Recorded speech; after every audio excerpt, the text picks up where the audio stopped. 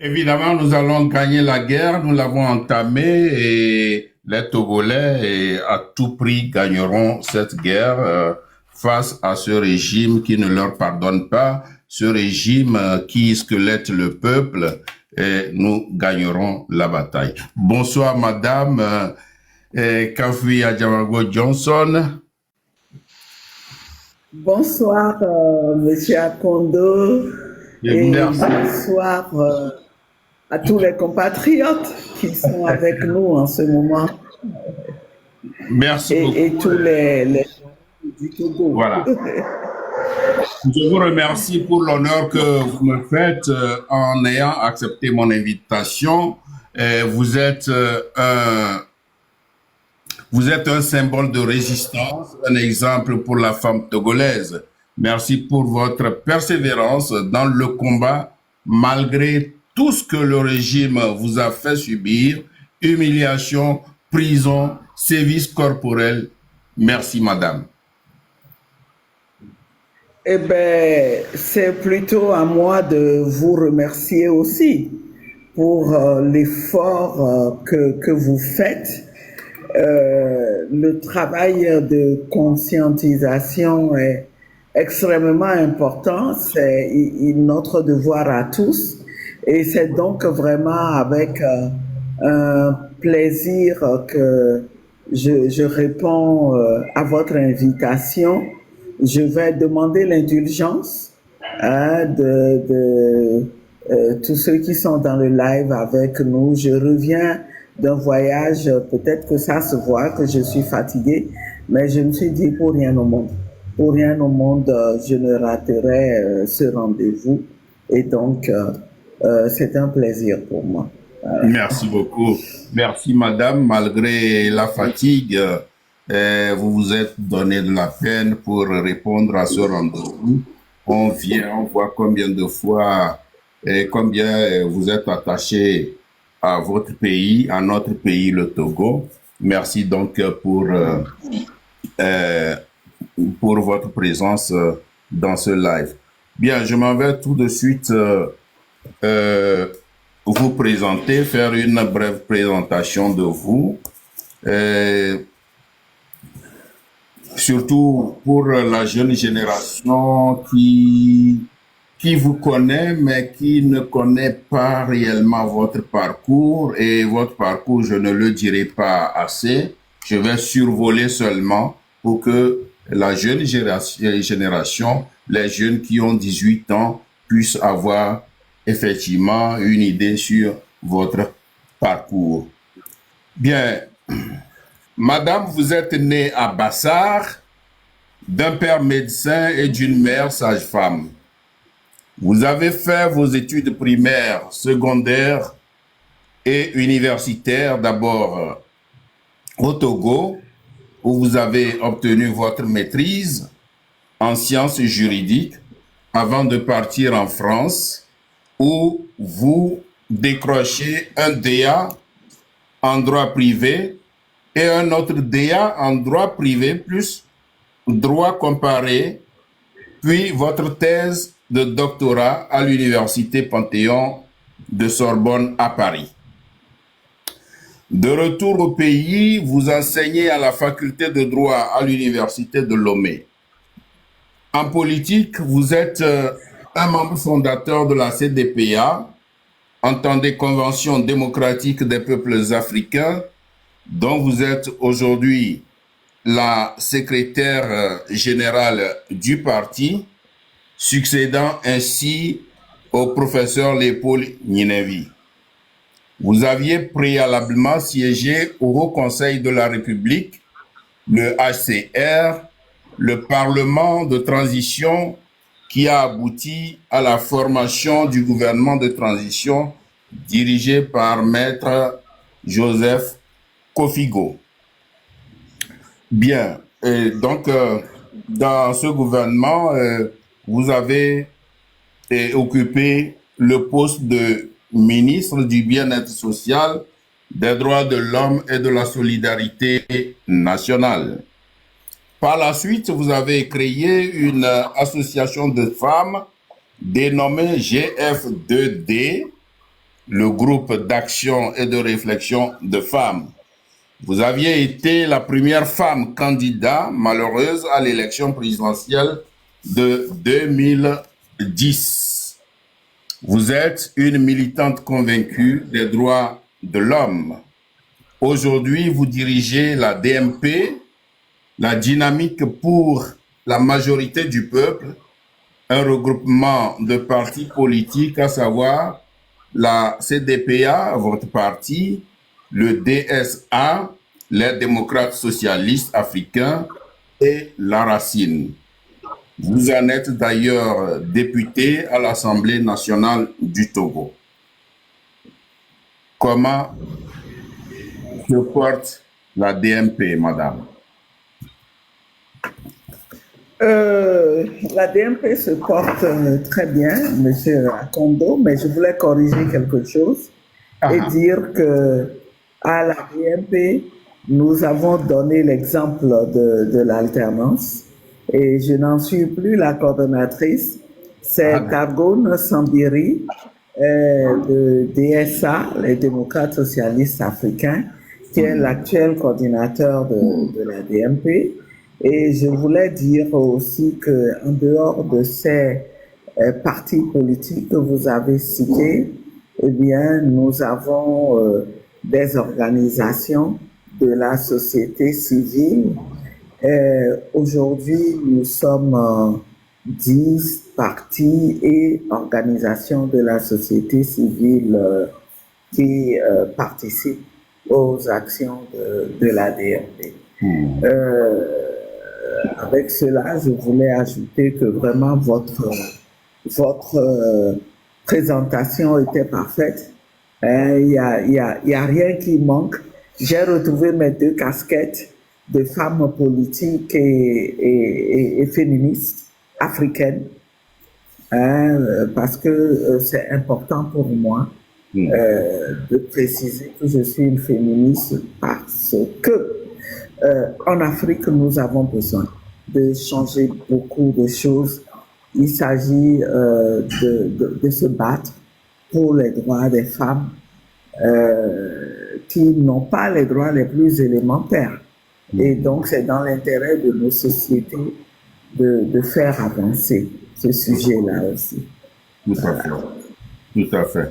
Il y a un camarade, Jérôme, qui me rappelle que j'ai oublié de mentionner votre rôle au cours de la conférence nationale. Oui, tout ça là, je le sais. Mais s'il faut faire tout, présenter madame sur toutes ces facettes là, je crois que ça va prendre tout le temps.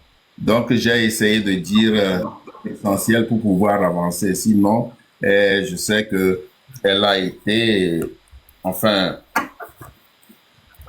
proche de Monseigneur Kodjo, feu à son âme, et elle a beaucoup travaillé dans du président Namoro Karamoko. Président Namoro Karamoko. Voilà. Qui a présidé les travaux. Au début. Absolument. L'ancien, le vieux Karamoko, et puis après, c'était Monseigneur Fanoko Kodjo, paix à son âme.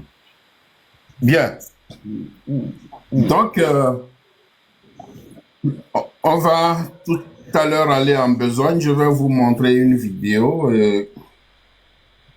que vous allez... Bien. On voit là que vous êtes sur un chantier. Vous êtes sur un chantier au niveau de votre commune. Est-ce que c'est l'État qui a entamé ce chantier? Vous êtes allé surveiller, faire le tour du chantier, ou bien c'est votre commune qui est à la base de ce chantier, vous y êtes? Non, en fait, c'est une visite que j'ai eu à faire dans le cadre de ma mission de contrôle de l'action gouvernementale. C'est comme ça que je conçois aussi cette mission-là. Le rôle des députés, d'un député, c'est aussi concrètement de voir qu'est-ce qui se passe sur le terrain. Des budgets sont votés tous les ans et qui sont censés être utilisés à des fins précises. Le contrôle de l'action gouvernementale suppose qu'on voit qu'est-ce que le gouvernement fait concrètement avec les ressources qui sont mises à sa disposition. Et j'ai choisi de visiter ces chantiers parce que je ne comprends pas. Là, ça fait au moins 4 ans. 4 ans que ces chantiers ont été ouverts dans Bain, c'est-à-dire plus précisément au Golfe 1, mais aussi à certains endroits de Golfe 5 et Golfe 3. Mais ils sont restés inachevés et ont créé une situation invivable, une situation de souffrance pour les populations. J'y suis retournée la dernière fois de manière informelle et j'ai eu la désagréable surprise de constater que les travaux sont encore là. Rien n'a été fait. De ce tout, rien n'a été fait. Rien n'a bougé. Or, suite à ces visites-là, j'ai organisé une conférence de presse pour rendre compte, parce que nous sommes redevables au peuple, mais aussi il y a eu des questions écrites qui ont été envoyées au ministère de l'Urbanisme, qui est celui qui est en charge de ces travaux. Et j'ai discuté avec les entreprises qui ont obtenu ces marchés et donc suite à la visite de chantier ou discussion, j'ai envoyé des questions écrites. Mais je vous assure que je suis insatisfaite des réponses qui ont été données à mes questions écrites. On a, comme je le disais la dernière fois, usé de la langue de bois. J'ai lu 4 ou 5 pages de réponses et je me suis demandé qu'est-ce que je prends là-dedans, qu'est-ce que je comprends concrètement. Mais ça veut dire que il y a quelque chose qui ne marche pas, quelque chose qui ne tourne pas rond, et c'est ce que nous disons au Togo.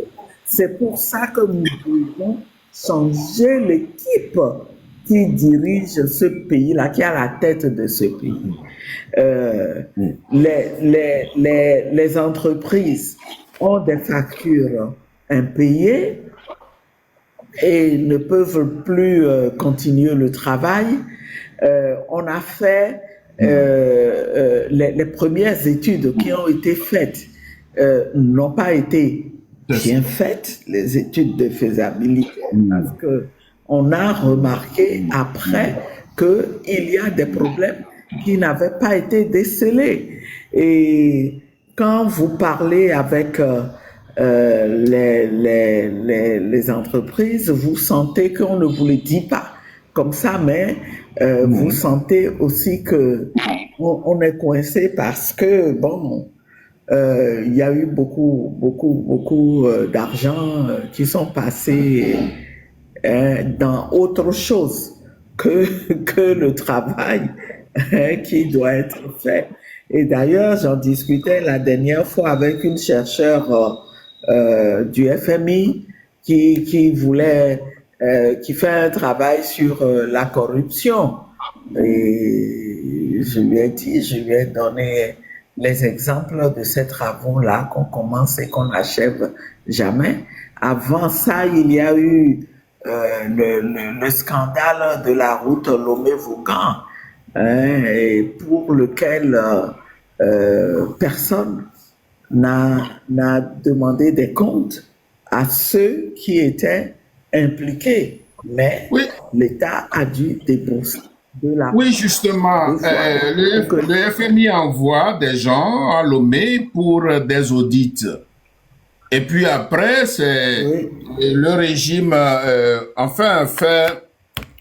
demande encore des prêts.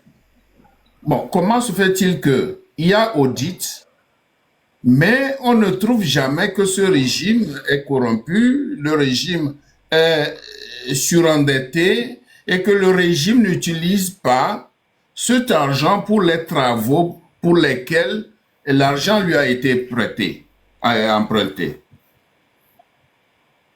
Mais c'est une question qu'il faut se poser effectivement.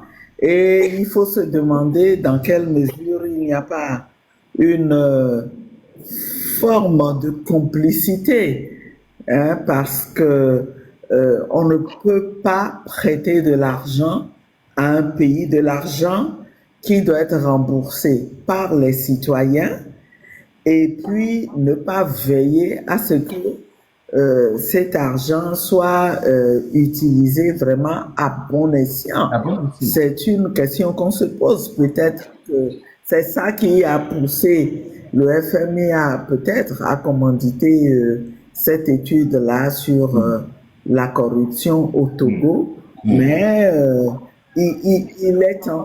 Il est temps et il y a de quoi vraiment interpeller cette institution qui devrait être un modèle et dont la mission devrait soulager les populations. Mais c'est le contraire que l'on voit. C'est le contraire. Bien, madame, des Togolais disent que le régime de Faure Gnassingbé a réussi à museler l'opposition en l'affaiblissant et en la rendant inefficace. Que répondez-vous à ces allégations?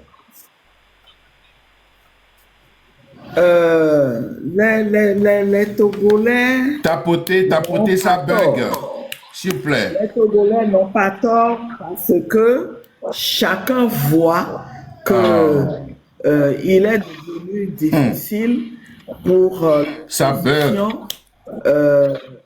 d'organiser c'est déjà des attaques. Quelques manifestations. Tapoter. On est muselé d'une certaine manière parce que on ne veut plus laisser l'opposition faire des manifestations, ce qui fait que nous sommes réduits à contester, à critiquer, à parler, disons, mais on est très limité dans les actions que nous pouvons faire. Et d'ailleurs, c'est ça qui a favorisé l'émergence des nouveaux types d'acteurs que nous accueillons et qui sont issus de la société civile, c'est des citoyens qui prennent sur eux de contester ce régime. Nous pensons que ça va dans le bon sens, et on ne peut que soutenir ce qui se fait dans ce sens-là, en attendant que on retrouve une situation où les acteurs politiques peuvent entrer de nouveau sur la scène et reprendre leur place aux côtés des citoyens. Parce qu'en réalité, c'est une combinaison qu'il faut pour sortir le Togo de la situation catastrophique dans laquelle il se trouve. Les citoyens doivent jouer leur rôle et les acteurs politiques aussi. Tout à fait. Situation catastrophique, mal gestion, mal gouvernance. Et je vous fais regarder ce pont. Bonjour à tout le monde. Sur l'amour. Ici, c'est le grand fleuve d'amour. Et vous avez vu le pont que les Africains, plus précisément les Togolais, ont pu voir comme idée pouvoir faire le pont, pour pouvoir traverser la grande rivière. Vous voyez ça? Oui. Ça, si tu vois ça dans un village, Ouais. ces villages-là, ils ne se sont pas développés au Togo. Donc, Ouais, Oui. et je me pose des questions. Je me demande, mais comment un gouvernement qui a la responsabilité des populations peut dormir tranquille tout en sachant que tous les jours, les Togolais prennent des risques. Et ce genre de risque-là que nous sommes en train de voir, s'il arrivait quelque chose à ces populations, ce sera la responsabilité de qui? De qui? Bon, effectivement, nous sommes dans un pays où on cherche en vain l'état de droit, les recours que les citoyens pourraient faire éventuellement contre l'État, on sait d'avance que ces recours-là ne vont pas prospérer, mais vraiment, ça démontre un niveau d'irresponsabilité. On n'exagérerait pas en disant que ceux qui nous gouvernent ne se sentent pas responsables des citoyens togolais. Et ça, là, que vous montrez, mais ça existe dans beaucoup de localités. Au Togo, au quotidien, les Togolais prennent ces risques-là parce que ils doivent aller au marché, ils doivent se soigner, ils doivent mener des activités économiques et les élèves doivent aller à l'école. On a vu des images d'écoles, d'élèves prenant des risques inouïs pour pouvoir aller à l'école. Et ce n'est pas normal. Le Togo, ce Togo-là, on ne peut pas se taire là-dessus et accepter qu'il perdure. On ne peut pas. Les choses doivent bouger. Il faut un changement à la tête de ce pays parce que c'est des images qui montrent clairement que ceux qui dirigent le Togo n'ont plus grand-chose à apporter à notre pays. Et est-ce que la volonté politique existe même? Est-ce qu'on ne veut pas rester au pouvoir tout simplement? Mais ça ne peut pas durer. On ne peut pas sacrifier comme ça tout un peuple.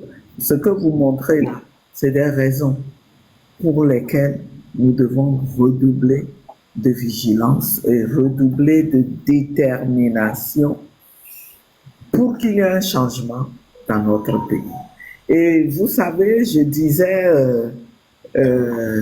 au jeune qui est venu m'assister, qui est mon assistant en communication, je lui disais, je viens de rentrer, je suis très fatigué, mais quand j'ai vu les images, j'ai vu aujourd'hui les images de la France, j'ai vu les images du Népal, je me suis dit, on n'a pas le droit de se fatiguer.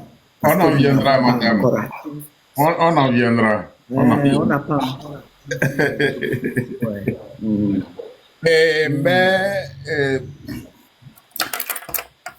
Mes administrateurs, mes modérateurs, soyez vigilants. Vous savez que dans mes lives, je n'aime pas des commentaires désobligeants. Je n'aime pas des commentaires désobligeants, vous le savez. Donc, s'il y a quelqu'un qui se permet d'écrire quelque chose de désobligeant, et vous le mettez à l'écart. Vous savez que chez moi, c'est comme ça. Respect absolu à mes invités. Respect absolu entre vous qui laissez vos commentaires. Merci.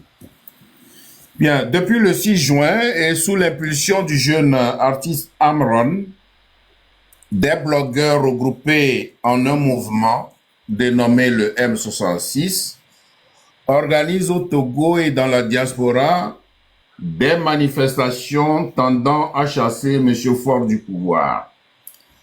Ces manifestations, pourtant pacifiques, ont fait des victimes innocentes occasionnées par l'armée et la milice. Le régime a minimisé dans un premier temps la force du M66, mais il s'est rendu à l'évidence que ce mouvement lui donne des insomnies. À cet effet, il a lancé un mandat d'arrêt international contre les membres de ce mouvement. Selon votre propre analyse, jusqu'où peut aller le M66? Pensez-vous que ce mandat d'arrêt international peut-il avoir un écho favorable auprès des autorités françaises? Actuellement, la France est en ébullition.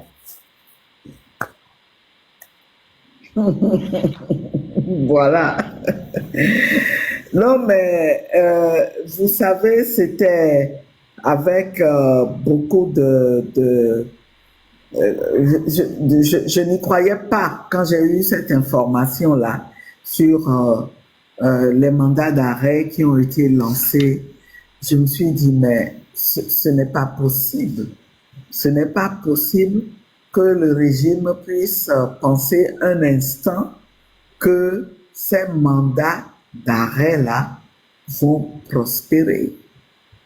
Ils ne peuvent pas prospérer.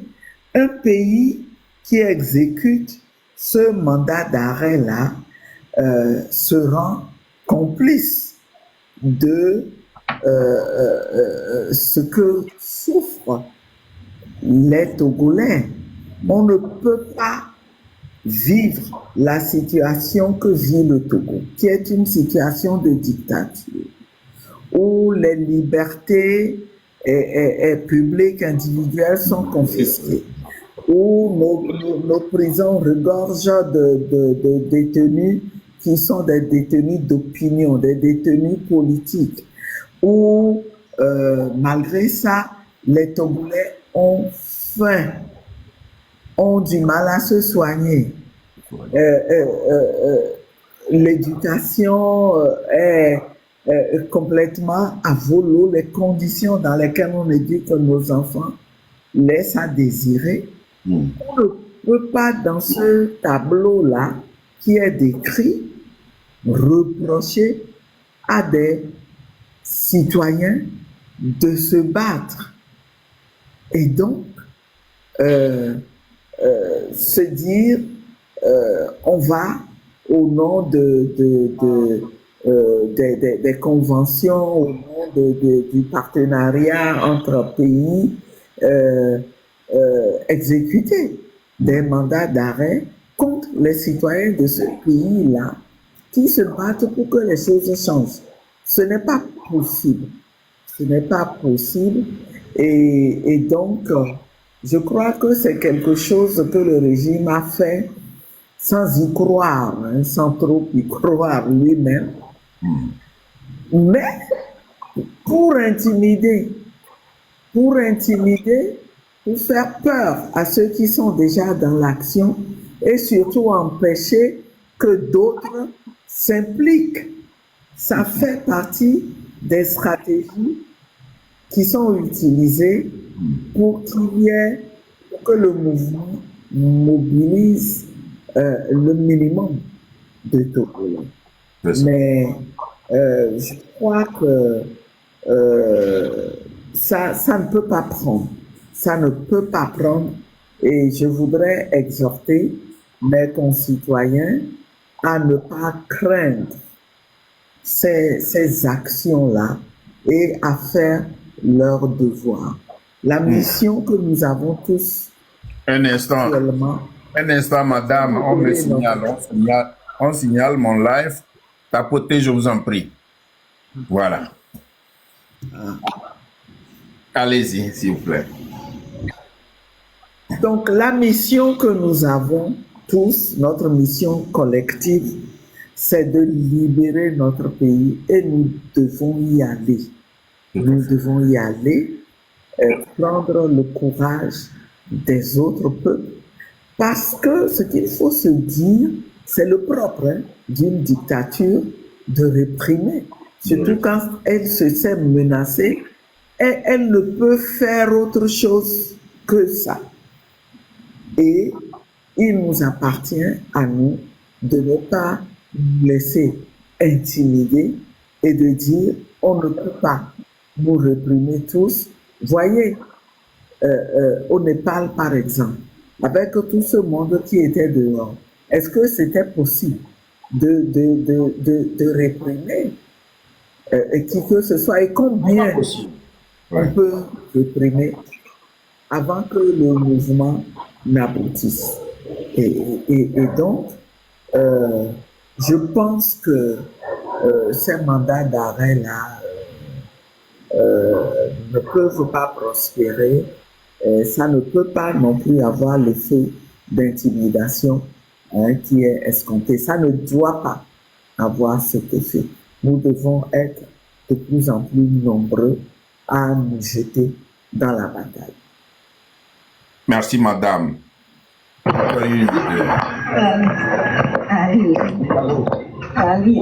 C'est juste pour une petite promenade. C'est vrai. C'est la marche nationale. C'est le sport. Une promenade. Nous sommes là plus sport. À Gouin, oui. Il faut dire que tu vas au carrefour d'Agouin toute la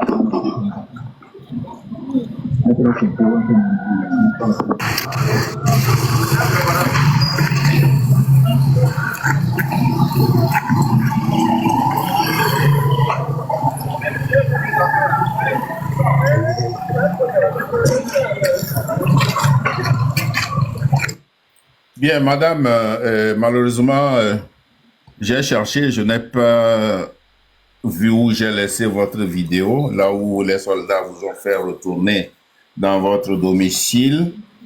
Répondant donc à l'appel du M66 pour la manifestation du 30 août dernier, Amron, madame Nyakade et vous-même aviez été contraints à regagner vos domiciles respectifs alors que vous étiez sortis pour manifester de façon pacifique. Fort avait-il si peur de vous? Pourquoi un tel acharnement?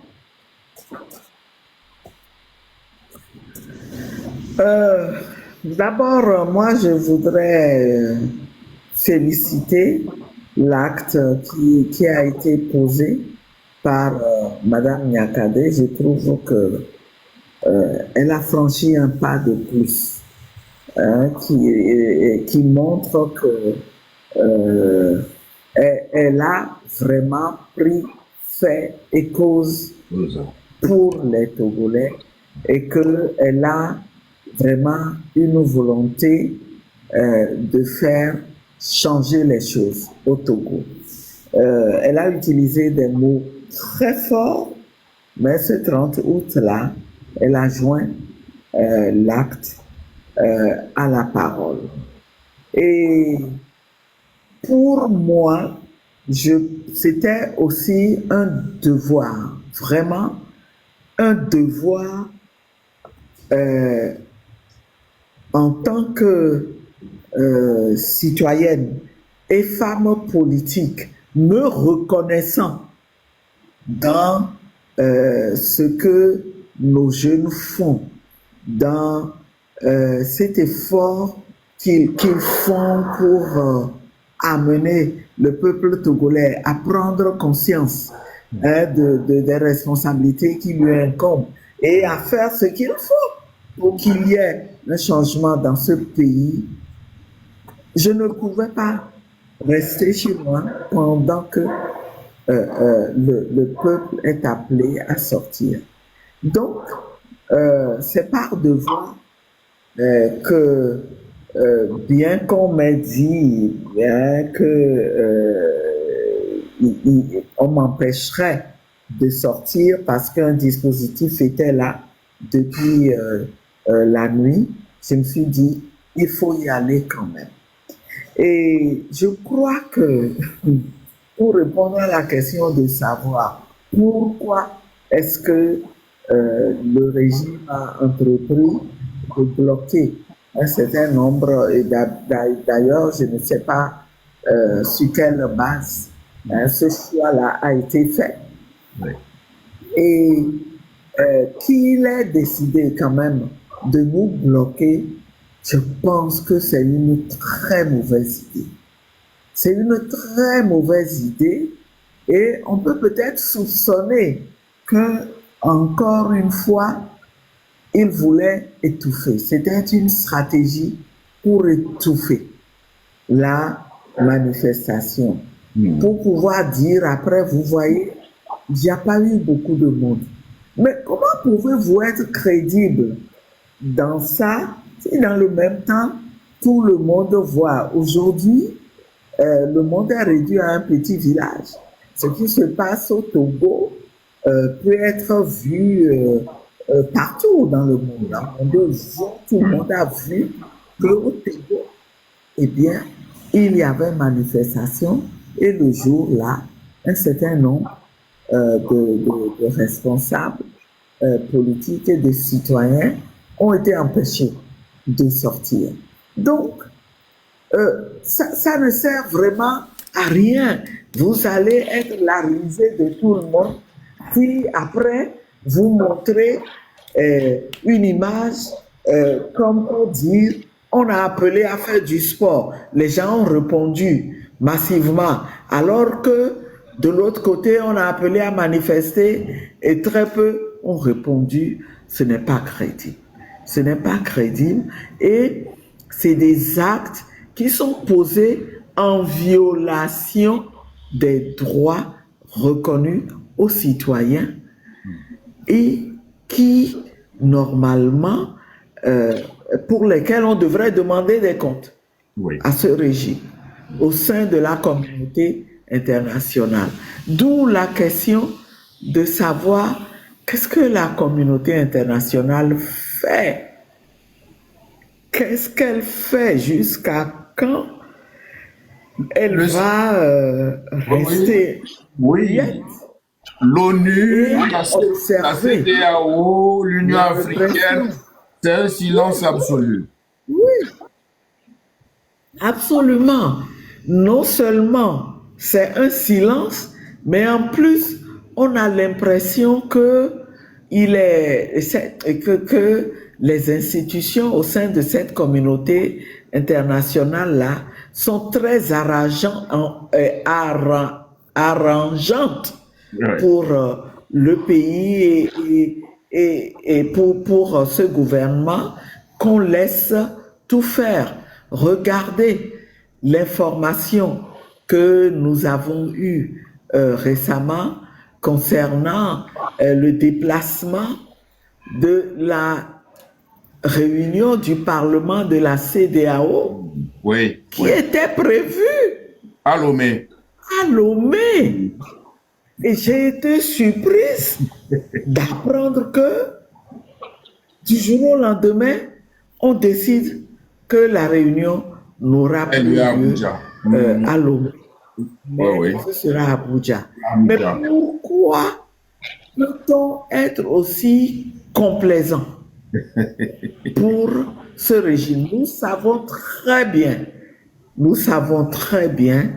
que c'est la diplomatie de ce régime-là qui a encore conduit à ce résultat. Mais encore une fois, on se trompe. On se trompe parce que décider de transférer cette réunion à Abuja ne peut pas arrêter les Togolais, ne peut pas amener les Togolais à renoncer à manifester. Non. Puisque la raison, les causes de ces manifestations-là sont toujours là. Non. Donc, on n'agit pas sur la cause, mais on essaye d'empêcher les effets de cette cause. Les Togolais ne sont pas fous. Les Togolais veulent vivre en paix. Ils ne sont pas fous pour décider parce que il y a les parlementaires de la CEDEAO qui vont venir décider de manifester. C'est qu'ils veulent faire passer un... Et aujourd'hui, je suis vraiment désolé. Ce que je voudrais dire au régime, c'est que cette réunion ait lieu à Lomé ou à Abuja Qu'il ou n'essaie pas de n'importe réduire où. la connexion de madame. Hein. Ah, c'est ça. J'espère que vous m'entendez. Maintenant, Vous oui. m'entendez? Maintenant, oui. Ah, donc, ce que je veux dire, j'étais en train de dire, c'est que cette réunion ait lieu à Lomé ou pas, mais les Togolais ont la possibilité de faire entendre leur voix à ces parlementaires, quel que soit l'endroit où ils sont réunis. Et je pense, j'espère que les initiateurs des manifestations ne vont pas y renoncer et que, ensemble, nous allons pouvoir encore envoyer un message aux élus, aux députés de la CEDEAO et leur faire comprendre que leur responsabilité, c'est d'être avec les peuples. Leur responsabilité n'est pas de soutenir les régimes qui oppriment les peuples, mais d'écouter les peuples et de les aider. La démocratie est une des valeurs de la CEDEAO et leur mission, justement, en tant qu'élus du peuple, c'est de veiller à ce que ces valeurs prennent corps, que les citoyens auxquels les droits sont reconnus puissent effectivement bénéficier de ces droits-là. Merci, madame. Aujourd'hui, il y a plusieurs de nos compatriotes qui croupissent dans les prisons de Lomé, voire du Togo. Il y a des hommes et des femmes. Plusieurs appels à leur libération sont restés vains. Il y en a parmi eux qui sont malades. Le cas de Fadel. Aziz Goma, très malade, fait la grève de faim sans que cela n'émeuve le régime. Plusieurs ne sont même pas jugés depuis des années qu'ils ont été enfermés. Comment comprendre cet agissement immoral de Faure Gnassingbé ou de la justice togolaise? D'abord, je voulais dire que c'est un sujet qui me préoccupe énormément. La preuve, c'est que dans le cadre du contrôle de l'action gouvernementale, comme je le fais quand je veux faire des visites, j'écris au ministre qui est concerné pour l'informer de ce que j'ai des visites à faire et que, bon, les fonctionnaires qui sont concernés soient prévenus et puissent être à ma disposition pour qu'on puisse échanger et me montrer ce que je veux voir. Et ça a toujours marché. Et donc, vous pouvez vous imaginer que j'ai écrit au ministre de la Justice il y a quelques mois pour l'informer de ce que je voudrais visiter la prison de Lomé et pour m'enquérir des conditions dans lesquelles nos concitoyens en conflit avec la loi sont détenus. Il y a aussi les détenus politiques. Et j'envoie ce courrier et curieusement, contre toute attente, je reçois ce que le contrôle de l'action gouvernementale ne peut pas être exercé individuellement par les élus. Et il faut que ce soit à travers la commission, une des commissions de l'Assemblée nationale. Je me suis dit, mon Dieu, c'est quoi cette histoire? le titulaire du portefeuille de la justice, c'est un ancien collègue de la fac des droits. Il est juriste universitaire. Alors, je me suis demandé si c'est moi qui me trompe ou qui ne connaît plus le droit. J'ai tout de suite pris mon téléphone et j'ai commencé à vérifier. Je vois qu'on me dit que mais le contrôle de l'action gouvernementale, il peut être collectif comme individuel. Alors pourquoi on veut m'empêcher d'aller visiter la prison de Lomé alors que on m'avait laissé visiter des écoles, visiter un centre médico-social. D'ailleurs, je me réjouis de ce que, après cette visite, ce centre soit en train d'être reconstruit.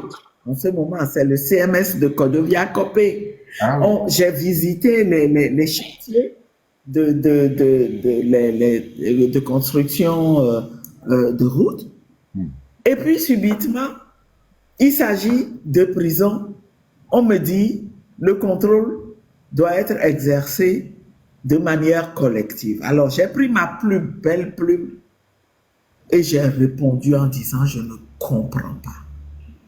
En droit, voilà ce qu'on admet. Et donc, ne trouvez pas ce prétexte-là pour empêcher qu'on visite la prison. Alors, on en était là. Pour moi, ce dossier n'était pas clos. J'ai toujours ce projet en tête. Lorsque nous avons été saisis par le compatriote Aziz Goma. Et naturellement, quand on est responsable, on ne peut que réagir à cette information. On ne peut que réagir, à moins qu'on ne veuille laisser mourir ceux qui sont en grève de la faim. Et donc, à la DMP, nous avons examiné la question en urgence et nous nous sommes dit, il faut agir.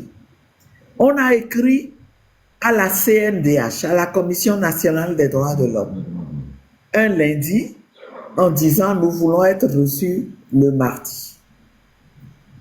Et je remercie encore une fois le président de cette commission de nous avoir reçus mardi quand on s'est rendu à l'heure que nous avions annoncé. On s'est rendu à la commission et on a demandé à le rencontrer.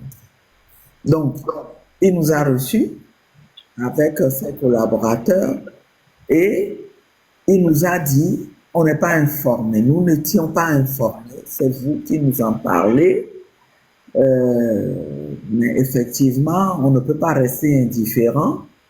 Ce que nous vous promettons, c'est qu'aujourd'hui même, nous envoyons une équipe pour voir ce qui se passe. Yes. Et on s'est mis d'accord qu'on resterait en contact pour voir ensemble comment régler ce problème.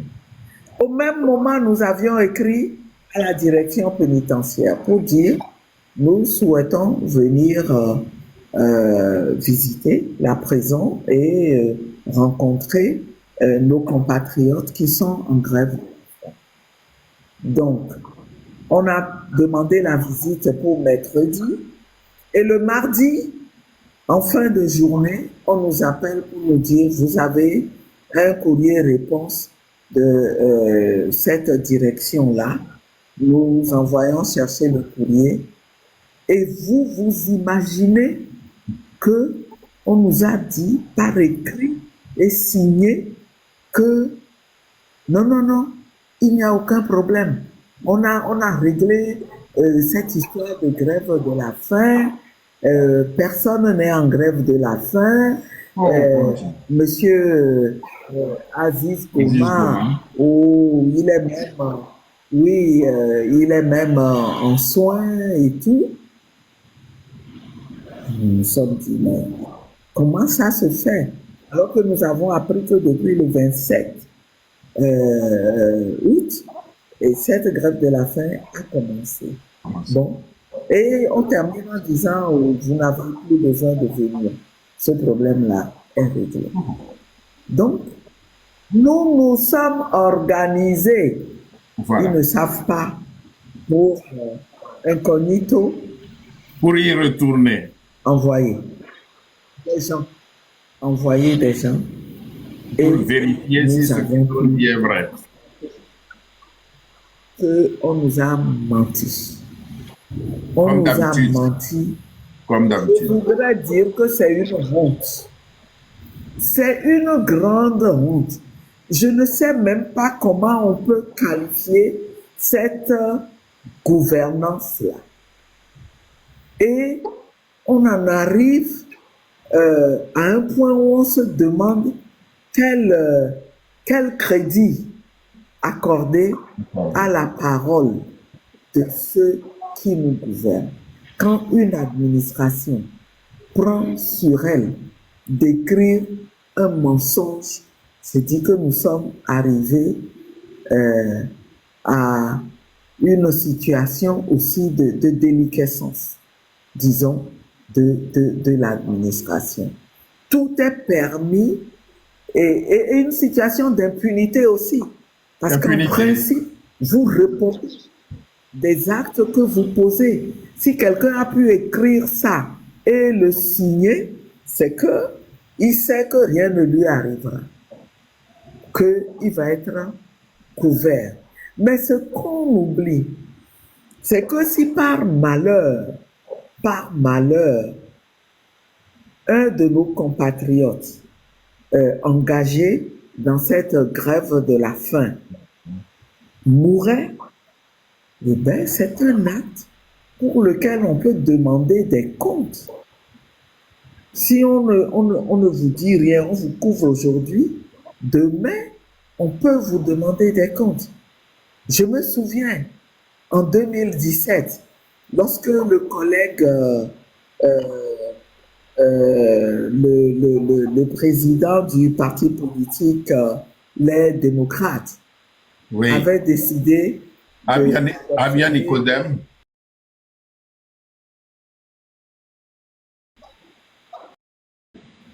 On a vu comment ça a inquiété le médiateur, les médiateurs, au point où le médiateur ghanéen avait tout fait pour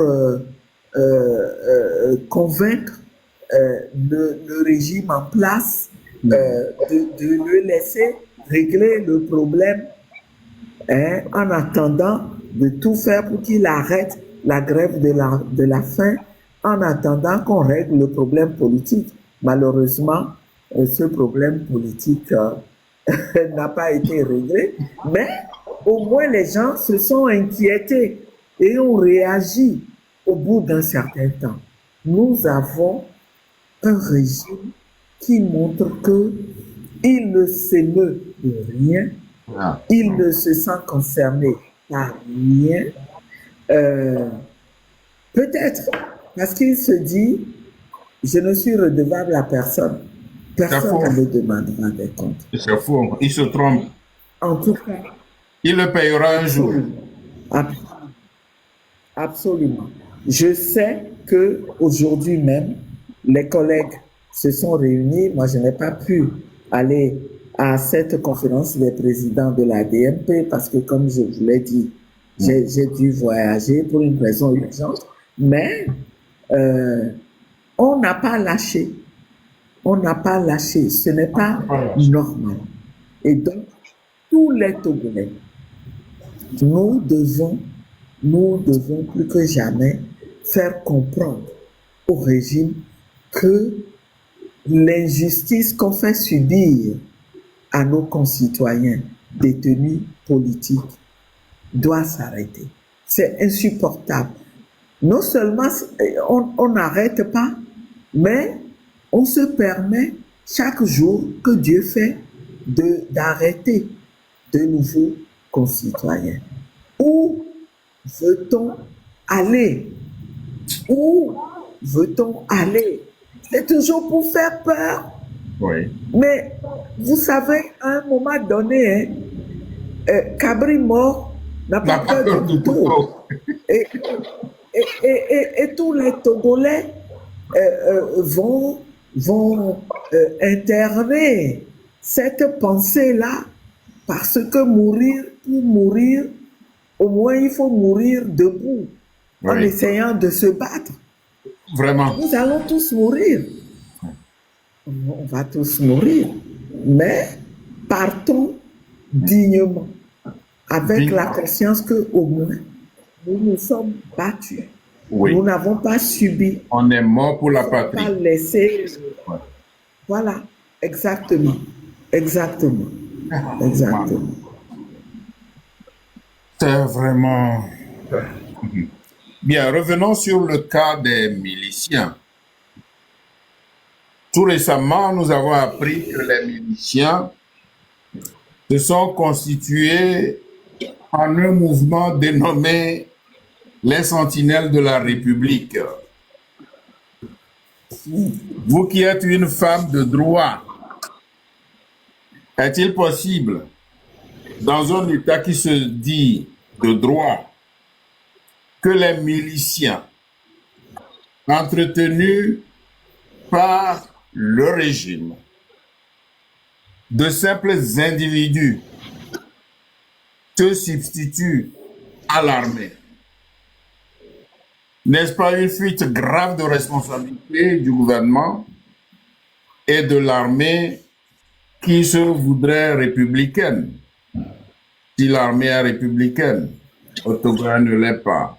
Donc, est-il possible que dans un État qui se veut un État de droit, des gens, des miliciens armés, alors qu'il y a l'armée, que des individus comme ça se constituent en groupe de sentinelles, ou bien comment ils s'appellent, sentinelles de la République?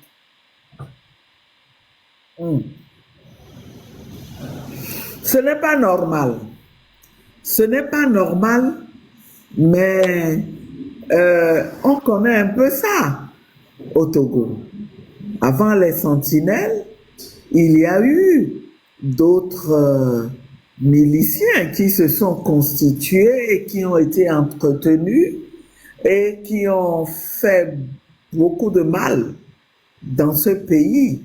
Il y a eu au moins le HACAM,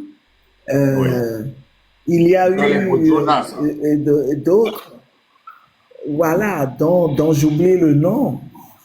Et ce n'est pas un régime digne de ce nom. Et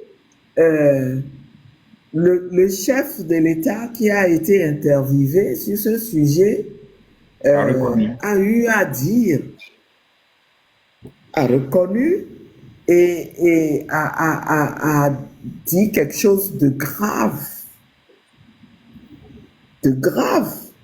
à mon avis. Quand il dit que c'est des groupes d'autodéfense, dans un État de droit où il y a une institution qui est chargée d'assurer la paix, la sécurité et de nous défendre tous, c'est une complaisance coupable pour laquelle on devra demander des comptes. On peut demander des comptes un jour à ceux qui sont à la tête de ce pays. Mais on peut se demander aussi, est-ce que ça traduit une incapacité de la police, de la gendarmerie d'abord, et puis de l'armée, à assurer la paix? Qu'est-ce que c'est? C'est une concurrence qu'on fait à cette institution-là qui est créée, une institution républicaine et qui est, comment dirais-je, entretenue avec les deniers publics. Donc, elle est là et à côté, on va créer une milice qu'on baptise pompeusement Sentinelle de la République. Mais quand on voit la mission de cette sentinelle-là, on se dit, mon Dieu, c'est une mission qui trahit. Quel est le citoyen qui a le droit de se constituer en défenseur des autres citoyens, en faiseur de paix, en empêchant que les gens manifestent? Quel est ce citoyen-là qui a ce droit-là, qui est habilité à faire ce genre de choses? Ce n'est pas normal. Non, pas du tout. Malheureusement, dans notre pays, il n'y a que des choses anormales qui sont encouragées par le système d'impunité, qui est un des piliers par lequel le régime se maintient et que nous devons tous combattre. Pendant qu'on développe cette impunité-là, eh bien, on se jette à chaque fois sur ceux qui ne voient pas les choses de la même façon et qui se battent pour le changement. Merci, madame. Nous allons parler maintenant du Népal, du rapprochement de ce qui se fait depuis hier au Népal à ce qui se fait chez nous. Et pour cela, je voudrais vous faire d'abord écouter un débat sur un plateau de télévision et puis vous montrer une image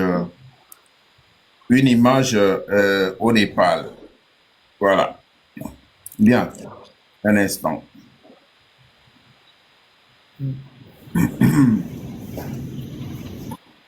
Suite de l'opération qui a été étouffée dans l'œuf, que crée concrètement le gouvernement? Pourquoi ces dispositions particulières pour ces leaders? Je parle de l'artiste Amron qui a été empêché de marcher sur les trottoirs et également de l'ancienne ministre des Armées. Oui, vous savez, je le répéterai encore, que seuls les auteurs sauraient nous dire concrètement ce qu'ils craignent. En soi, des gens qui marchent les mains nues, sans armes, ne devraient pas constituer en réalité de menace pour tout un État. Quand je parle de l'État, c'est tout le dispositif sécuritaire. Quand je parle de l'État, eh bien, c'est les armes.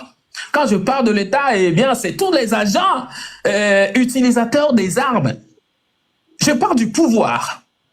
Alors, pourquoi empêcher ou pourquoi voir une menace dans la sortie des simples citoyens qui disent « nous sortons tout simplement pour réclamer un certain nombre de choses ». La chose qui fait l'actualité aujourd'hui, nous sommes à la télévision et personne ne peut évoluer aujourd'hui avec la nouvelle technologie sans la connexion Internet. D'aucuns sortent, ils disent « nous voulons faire le sport, mais à la fois, pendant notre sport, nous voulons dire « rétablissez-nous l'Internet ». Malheureusement, on trouve que c'est une menace. En quoi est-ce que c'est une menace? Moi, je ne sais pas. De toutes les façons, selon le gouvernement, il n'y a pas lieu de troubler en aucune façon l'ordre public. Mais je veux rappeler que la grande façon de troubler l'ordre public, c'est quand le citoyen se sent, comment dirais-je, à un malaise qui n'arrive pas à exprimer. C'est ça l'ordre public qui est troublé.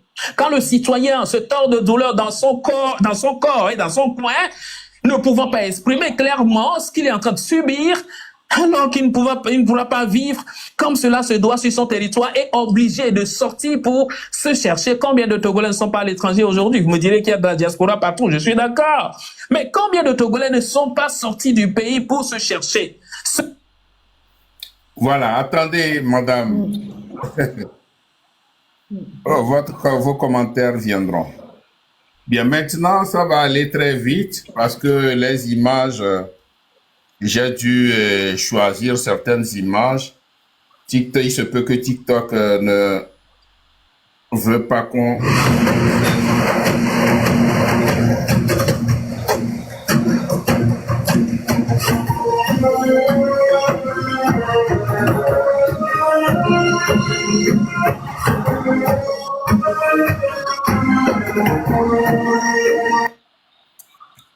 Voilà. Donc, c'était la dernière image, c'était l'image, à peu près une image apocalyptique au Népal. Et pour ceux qui ne savent pas où se trouve le Népal, donc le Népal est un pays enclavé entre la Chine et l'Inde du Sud. Donc la Chine au nord et l'Inde au sud. Sa capitale est Katmandou. C'est une république fédérale parlementaire, à peu près comme chez nous. Et il y a environ 31 millions d'habitants. Bien.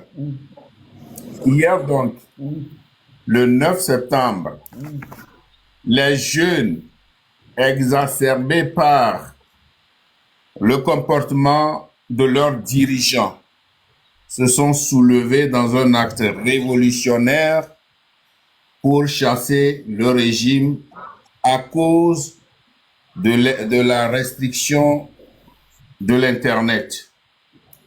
Donc, ils ont réussi à les chasser. Le Premier ministre a été pourchassé. Il me semble que lui, là, a été pris dans une rivière et sa femme a été consumée sous les feux. Ouais. Et le Parlement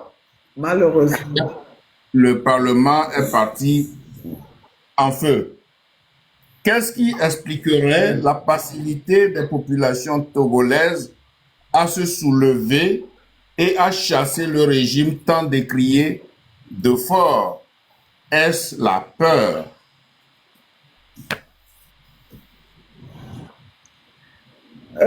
D'abord, je voudrais déplorer qu'on en arrive à ces extrêmes. C'est ça. On pousse à bout un peuple. Et quand il n'a pas le choix, oui, la jeunesse, c'est un pays où il y a beaucoup de jeunes qui demandent qu'on leur offre un avenir qui soit épanouissant. Malheureusement, quand on en arrive à priver le peuple de l'Internet aujourd'hui, qui n'est pas un luxe, ce n'est pas un luxe, c'est une nécessité au point où on se demande comment on vivrait sans Internet aujourd'hui. Ce n'est pas juste une question de loisir, mais on en a besoin pour travailler. On en a besoin pour se soigner. Et les jeunes en ont besoin pour prendre et développer leurs initiatives. Justement, madame, au Togo, ce n'est pas seulement que l'Internet, il y a, enfin, les gens ont faim, il y a l'augmentation des prix de l'électricité, les infrastructures, absolument rien. Aujourd'hui même, il y a une citerne qui est tombée sur la voie et qui a paralysé la circulation parce que la voie n'était pas bonne. Aujourd'hui, ce matin, à 9h et quelques le matin, sur une des voies du Togo. Dans Lomé? Non, pas dans Lomé, je crois que c'est vers Bafilo. Wow. La nationale 1, notre fameuse nationale 1, en principe, avec le gouvernement de Faure depuis 20 ans, il aurait pu faire 2 voies. Une qui va, une qui revient. Mais rien absolument. Et cette rue est devenue un mouroir pour les citoyens, pour les compatriotes togolais. Donc, ça veut dire que Tout à fait. les Togolais en ont assez, ils en ont marre. Mais chacun prend son mal en patience. Ils sont passifs, ils ne disent rien et le régime profite de cela pour davantage mettre la peur dans leur cœur. Vous voyez, c'est pour ça que je vous demande, est-ce qu'au Togo, ce n'est pas suffisant pour que, effectivement, les Togolais disent, c'en est assez, nous en finissons avec vous. Je pense que le travail que vous et moi nous faisons, c'est d'expliquer aux Togolais qu'ils peuvent se lever et faire en sorte qu'il y ait ce changement-là de manière pacifique, qu'il est de leur devoir de le faire. Mais malheureusement, pendant que nous le faisons, le régime, lui non plus, ne dort pas. Il ne dort pas, il prend des actes pour faire peur, il réprime pour faire peur, mais il a de l'argent, il a nos ressources publiques à sa disposition, il recrute des communicateurs qui sont sur la toile et qui font passer des informations pour démobiliser.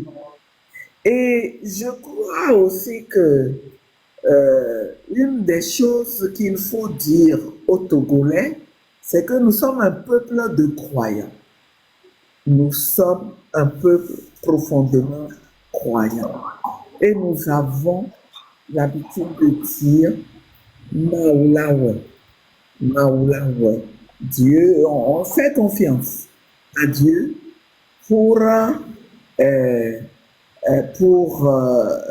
agir et arranger les situations.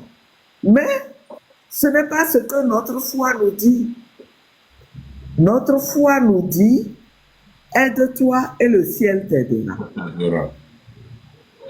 Et donc, il faut que nous comprenions que Dieu a besoin de nous.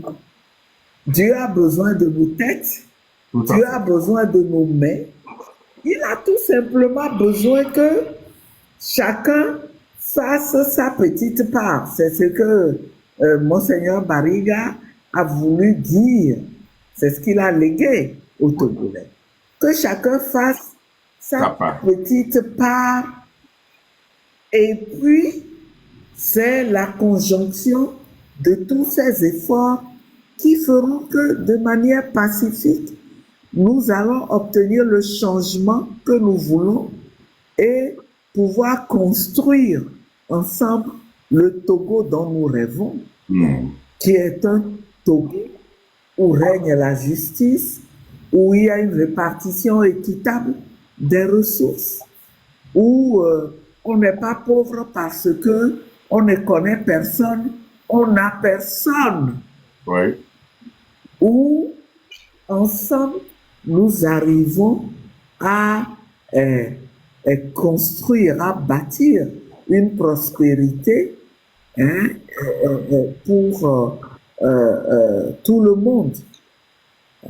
Et donc, je crois que ce sont ces messages-là que nous devons faire passer, continuer à faire passer à nos concitoyens pour qu'ils dominent leur peur et qu'ils puissent prendre leurs responsabilités. Encore une fois, le dire, ce n'est pas pousser les Togolais à la violence. C'est pousser les Togolais à faire entendre leur voix pour que les choses changent. Voilà. Et je crois que nous sommes sur la voie. Il faut que nous nous y engagions beaucoup, de plus en plus, que ceux qui doivent donner l'exemple le fassent. Et moi, je pense que quand on a des réactions de Oh là là, concitoyens la de connexion. profil, vous ne m'entendez pas? Oh bon Dieu. Vous ne m'entendez pas? Donc, je peux continuer. Je voudrais dire que quand on a des concitoyens qui ont un profil du genre du profil de Madame Nyakade, c'est-à-dire des gens qui ont connu le système, connaissent bien le système, mais qui disent ce système-là, il n'est pas bon. Il a fait beaucoup de mal et il fait beaucoup de mal. Et il Oui. est temps qu'il change et que ce changement commence par le départ de M. Faure Gnassingbé qu'il incarne aujourd'hui. Je pense que d'autres engagements dans ce sens aussi feraient beaucoup de bien et montreraient la voie aux Togolais. Ça leur donnerait davantage le courage de prendre eux aussi à leur tour leurs responsabilités et de ne pas se dire « Ah, je préfère me battre pour ma survie quotidienne ». Parce que si on continue dans ce sens, on continue comme ça là, le moment viendra où cette survie quotidienne là, on ne pourra même plus l'assurer. Jamais. On n'aura pas le minimum pour l'assurer. Et nous n'en sommes plus très loin. Nous n'en sommes plus très loin. On est débordé de tous côtés. Vous voyez des problèmes, vous vous dites, ce n'est pas normal, il faut faire quelque chose, mais vous êtes limité. Vous aussi, vous ne pouvez pas tout régler. Il faut que les institutions fonctionnent Tout à fait. pour que les Togolais puissent vivre bien. Nous avons des institutions qui ne remplissent pas leur mission. Même sur le plan social. Même sur le plan social. C'est triste. Vous avez des gens qui sont malades, qui ont le droit aux soins, qui ont le droit d'être soignés. Mais vous les adressez aux assistances sociales, mais on vous dit, il n'y a pas de moyens. Qui donc va pouvoir remplir cette mission qui est celle de l'État si l'État devient défaillant? Un État qui est défaillant n'est pas utile. Il doit être reconstruit et remis sur pied Oui, pour tout à être fait. utile. Alors, ce que je ne comprends pas, pendant 20 ans, Faure Gnassingbé n'a absolument rien fait pour le peuple togolais. Mais il y a de ces gens-là qui s'acoquinent, qui soutiennent toujours Faure. Si aujourd'hui on demandait à Faure, ou bien aux hommes de Faure, de faire le bilan de Faure pendant les 20 ans, je me demande qu'est-ce qu'ils vont pouvoir montrer. Les hôpitaux, les routes, le chemin de fer, tout ce qu'il y a au pays, c'est pas Faure qui l'a fait. C'est pas Faure qui l'a fait. Et son papa même, nous avons hérité ça des Allemands. Les Français eux-mêmes, bien qu'ils aient passé leur leur temps au Togo, n'ont absolument rien fait. C'est grâce aux Allemands que nous avons le peu de choses que nous avons chez nous aujourd'hui. Bien, donc, pendant 20 ans, Faure Gnassingbé est resté là, paresseux, et rien absolument n'a été fait. Mais, quand on lui dit de partir, et les gens disent non, et Faure restera là. Vous qui êtes dans la diaspora, revenez au pays. Faure ne fait pas revenir ceux qui sont dans la diaspora. Surtout quand certains arrivent, on les enferme, on les arrête. Bien. Je ne comprends pas cela. Des gens qui s'acoquinent, des gens qui soutiennent Faure, jusqu'aujourd'hui, ils le soutiennent. Pourquoi? Parce que pour leur comment dirais-je, pour leur argent de poche, parce qu'ils trouvent à manger, alors que rien n'a été fait pour le Togo. Voyez-vous, je pense que même pour un régime agonisant, il y aura toujours des égoïstes pour se dire il faut que j'aille en profiter. Même si c'est pour quelques jours, je vais essayer de prendre ce que je peux prendre pour moi.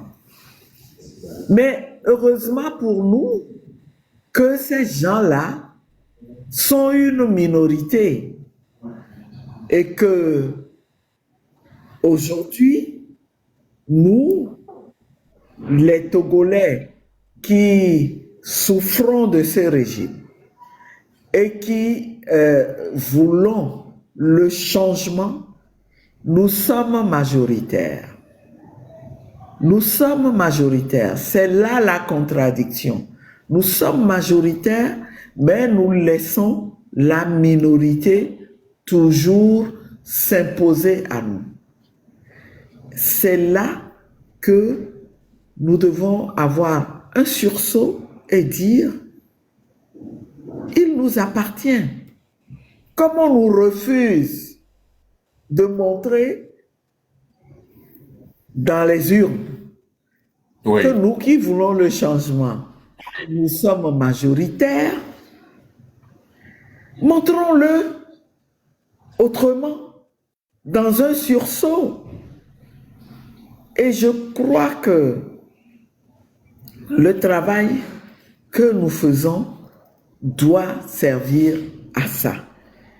Il faut que les Togolais comprennent que rien ne peut justifier que, ayant conscience de ce qui se passe et étant d'accord que les choses doivent changer, non, rien ne peut justifier que individuellement nous ne prenions pas nos responsabilités.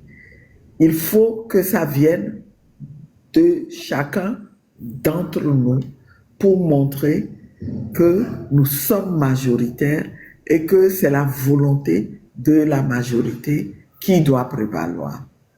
C'est ce processus qui est en cours. Nous ne devons pas nous décourager, nous ne devons pas nous fatiguer. Il faut continuer à sensibiliser, montrer par l'exemple. Il faut prêcher par l'exemple que c'est un combat pour lequel nous ne devons pas être fatigués. Nous devons être prêts à poursuivre jusqu'à ce que nous ayons la victoire. Et si vous me le permettez, je voudrais insister sur le rôle que nous femmes, nous devons jouer. Justement, madame, c'est l'avant-dernière question. Et comment pensez-vous que la femme togolaise puisse s'impliquer davantage dans la lutte de libération du Togo? Nous savons que la femme togolaise, c'est une grande femme, c'est une femme qui a beaucoup fait pour le Togo et vous en êtes un exemple palpable. Et donc, beaucoup de respect à la femme togolaise. Mais dans cette phase de lutte actuelle, comment les pousser à faire davantage pour que le Togo soit débarrassé de ces loups vêtus de peau d'agneau? Moi, je voudrais d'abord féliciter les femmes qui ont le courage dans ce contexte difficile d'apporter la contribution qu'elles peuvent chacune dans sa position pour que notre combat là puisse aboutir. Par exemple, la dernière fois, j'ai pu constater, et beaucoup me l'ont rapporté, que dans les marchés, la veille de la manifestation du 30 août, les femmes ont dit, nous demain on ne vient pas, hein, on n'ouvre pas ce marché, on ne vient pas. Si vous avez besoin de quelque chose, faites vos courses aujourd'hui. Hein. Ça m'a été rapporté de plusieurs marchés. Donc, elles se sont passées le mot en disant, il y a eu un mot d'ordre. Ce n'est pas nous qui allons briser ce mot d'ordre-là. C'est parce qu'elles sont d'accord qu'elles ont fait ça. Et merci à la femme togolaise. Merci à la femme togolaise. Encourager vraiment et amplifier. Maintenant, je pense que on peut toujours aller plus loin. On peut toujours aller plus loin. On a fermé le marché, mais le jour-là, on peut sortir aussi. Il faut sortir parce que ce n'est pas suffisant d'avoir fermé le marché. Il faut montrer que nous sommes nombreux à désirer ce pourquoi nous manifestons. Et donc, je sais que ce qui joue, encore une fois, c'est la répression. C'est de la répression que nous avons peur. Mais je voudrais rappeler mais madame, est-ce qu'au Népal, ces dirigeants-là n'exercent pas la répression sur la population? C'est aussi un régime totalitaire au Népal. Mais quand le jour est arrivé, les jeunes se sont levés, mais il y a eu 19 morts. Mais ce n'est pas ce que nous voulons pour notre pays. Nous voulons que ça se passe pacifiquement. Et comme le régime sait que son peuple est pacifique et il veut en abuser, il en abuse. Mais le jour viendra. Allez-y, madame. Ce qu'il y a, je pense que il y a un effet neutralisant aussi du grand nombre.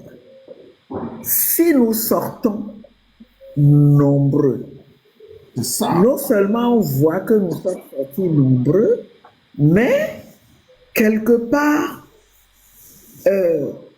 ceux qu'on demande de nous réprimer sont aussi des êtres humains.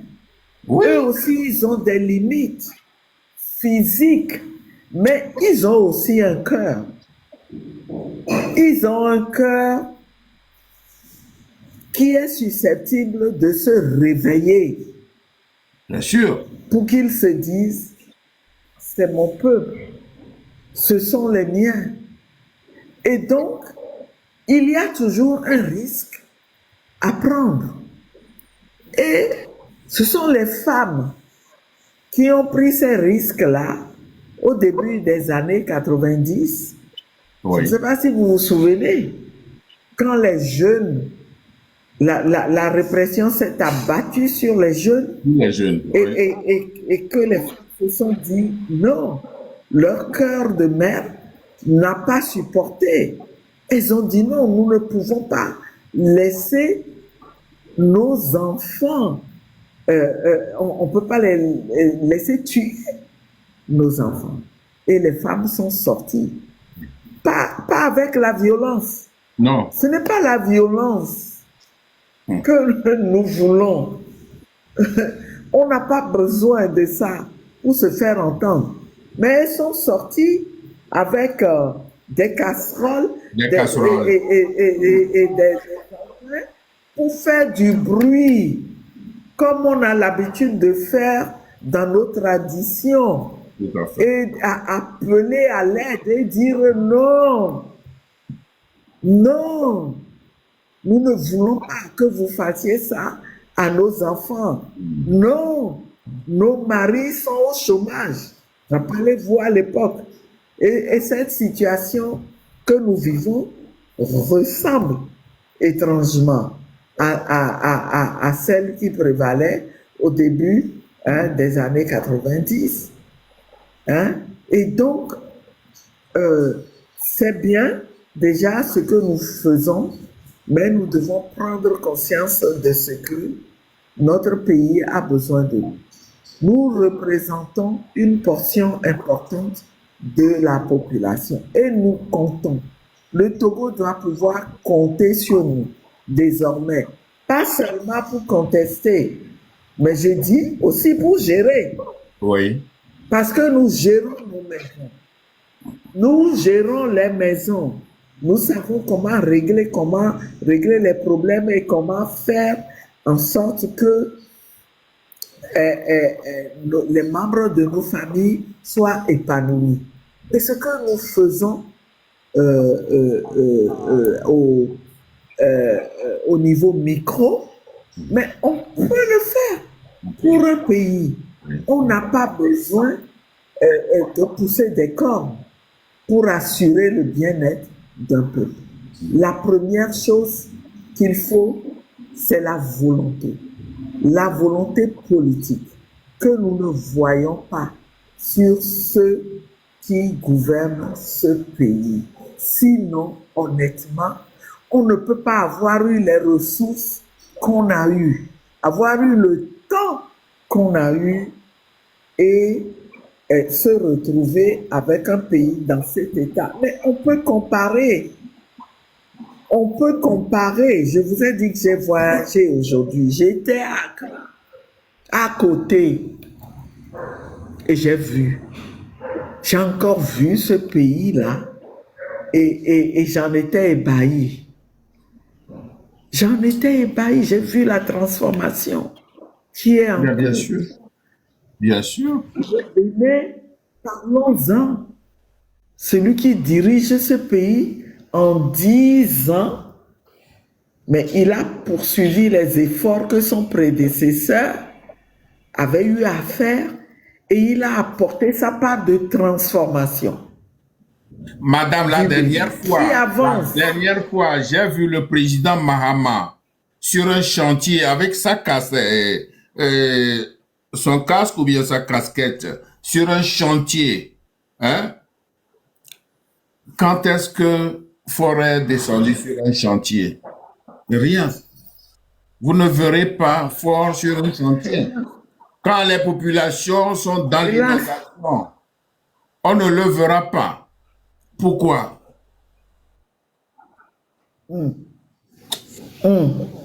Absolument.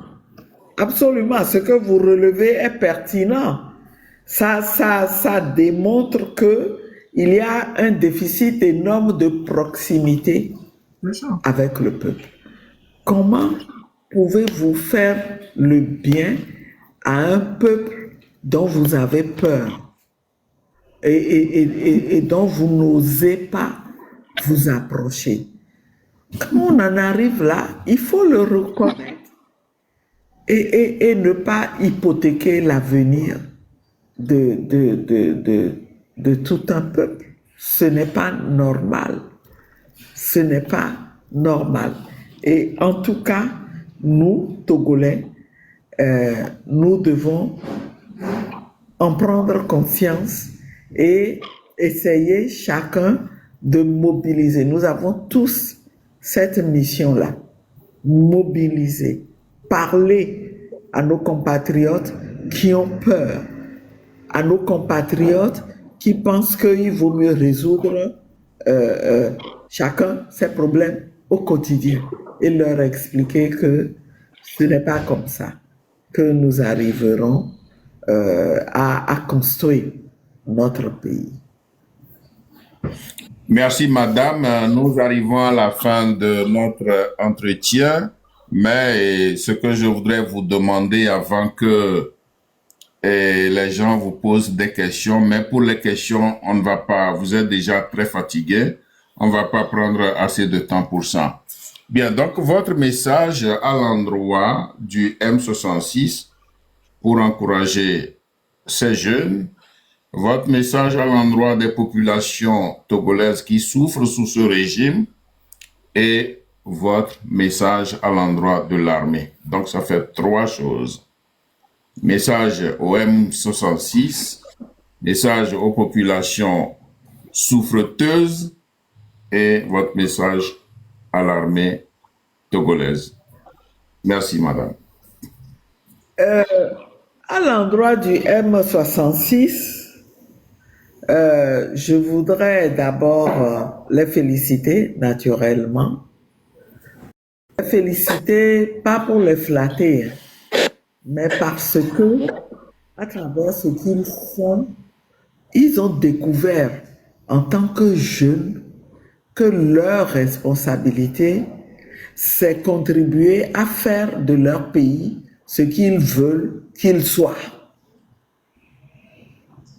Et ils ont découvert leur mission et s'y engagent.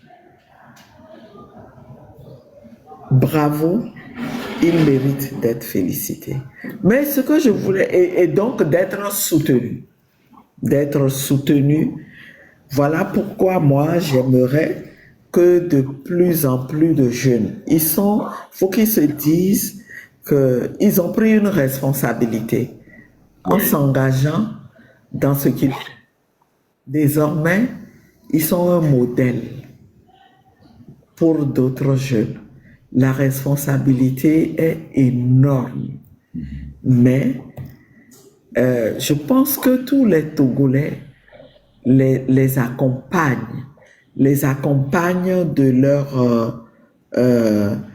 leur comment dirais-je, et leur envoie de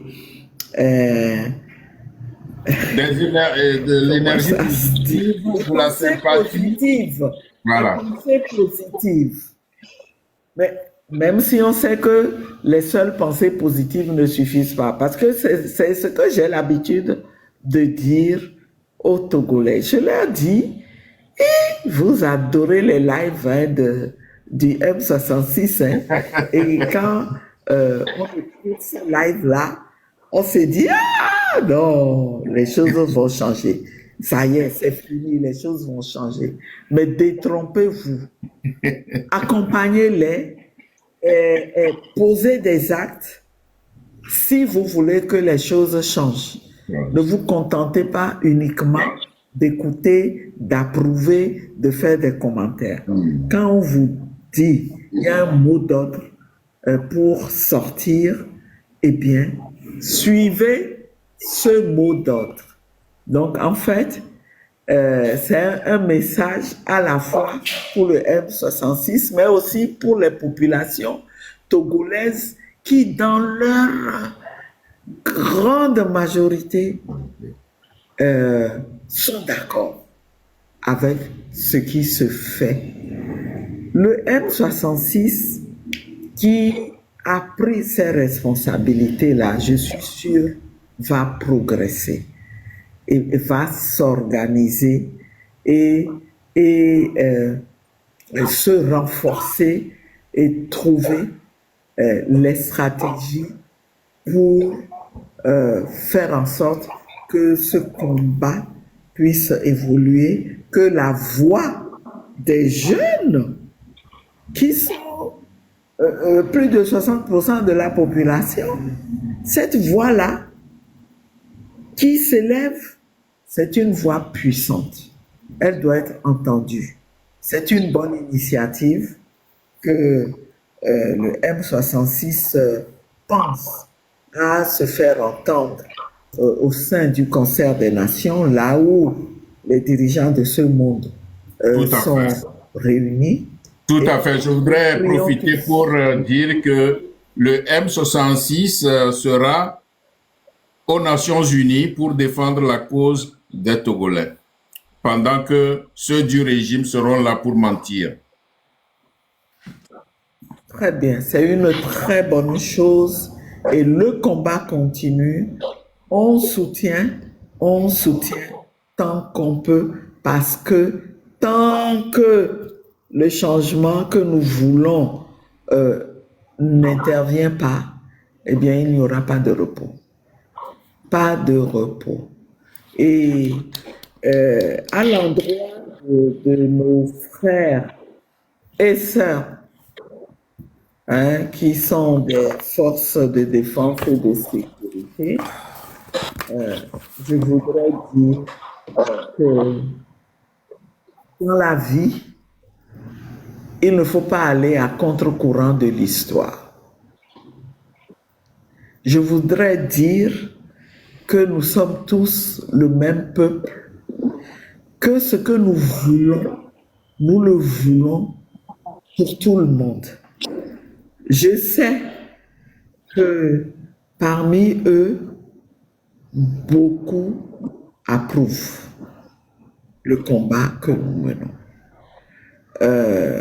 Mais je voudrais demander de faire un peu plus, d'avoir le discernement qu'il faut quand on vous dit de réprimer des gens qui font ce que vous approuvez pourtant. C'est ce que j'ai constaté. La plupart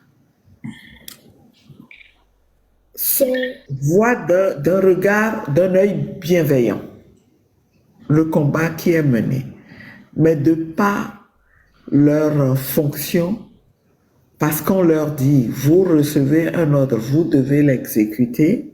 Je pense qu'il faut qu'ils sachent aussi qu'ils ne sont pas protégés quand ils exécutent des ordres en violation de la loi, et que la responsabilité peut tomber sur eux à un moment donné. Mais sans aller jusque-là, il faut rentrer dans l'histoire. Chacun doit rentrer dans l'histoire en se tenant aux côtés du peuple pour que le changement positif que nous poursuivons se produise. Voilà, en quelques mots, ce que je pourrais dire. Merci beaucoup. Et vous avez lancé un message à l'endroit de l'armée? Oui, c'est le dernier message. Être aux côtés du peuple, tout simplement. Oui. Discernement. Merci. Être aux côtés du peuple. Merci, madame. Je vous remercie infiniment d'avoir pris votre temps pour répondre à mes questions. Et comme je l'avais dit, merci pour l'honneur que vous m'avez fait d'être ici. Il le fallait aussi parce que j'ai déjà invité des personnalités et j'ai pensé à vous, vous qui êtes une dame qui depuis des années se bat pour que le Togo sorte de cette situation. Donc pour moi, il est de bon ton que je vous invite pour que vous vous adressiez à mes abonnés et à tous ceux qui nous suivent. Voilà, votre apparition ici est vraiment géniale et vous remarquez l'engouement de ceux qui nous suivent. Et ils ont été très intéressés par votre présence ici sur mon plateau. Grand merci, grand merci. Mais toutefois que j'ai besoin de vous, toutefois que j'aurai besoin de vous, je ne manquerai pas de vous faire appel parce que le Togo nous appartient à nous tous. Nous devons conjuguer nos efforts, cotiser nos forces et chercher des voies et moyens pour que le Togo sorte de cette ornière. Merci beaucoup, madame. Je vous remercie infiniment. C'est moi qui vous remercie. C'est moi et vous encourage vraiment à poursuivre ce travail de fourmi là, qui finira par donner ses résultats. Ça donnera nécessairement ses résultats. Je sais que c'est pas facile, vous aussi au quotidien, mais courage à nous tous.